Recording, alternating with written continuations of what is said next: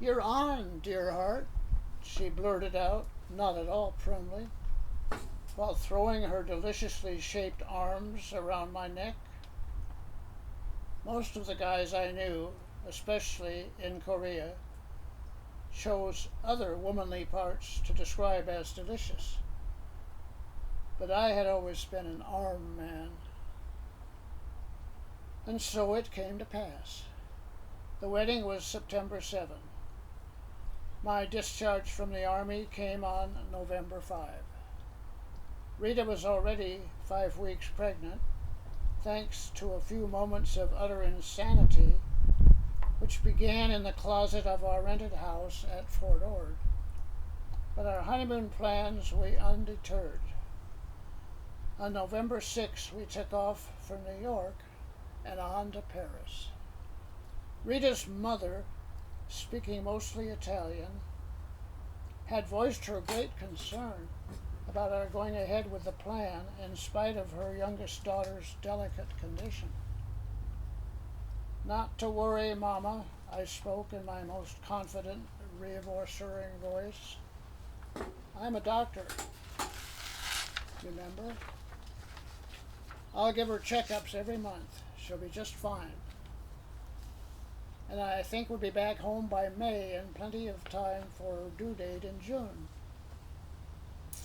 In retrospect, it was probably a mistake to spend our first weeks in Spain and Portugal. The scenery was fine and the weather was warm and sunny, but the cooking smells didn't agree with Rita's stomach. Often we would pull up outside a restaurant on the Costa del Sol, climb from the car, and head towards the entrance, only to have her abruptly lurch towards the seawall, hanging over it helplessly as the smell of boiled mutton wafted over us from the open back door of the kitchen. It was so romantic.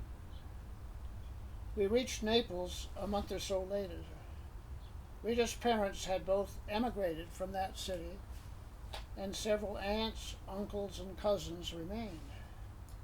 By now, Rita had expanded out of all the clothes she had brought on the trip.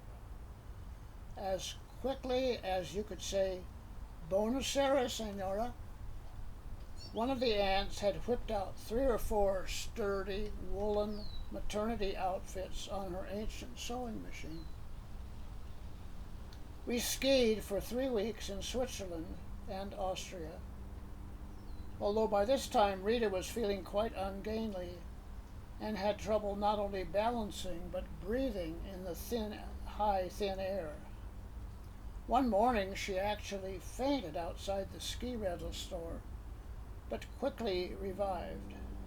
The small crowd which gathered was alarmed until I assured them that I was a doctor and everything was fine.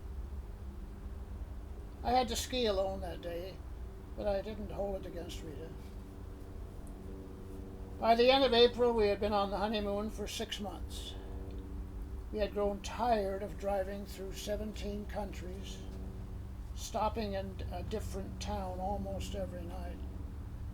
There was still some money left, but I was feeling very tired.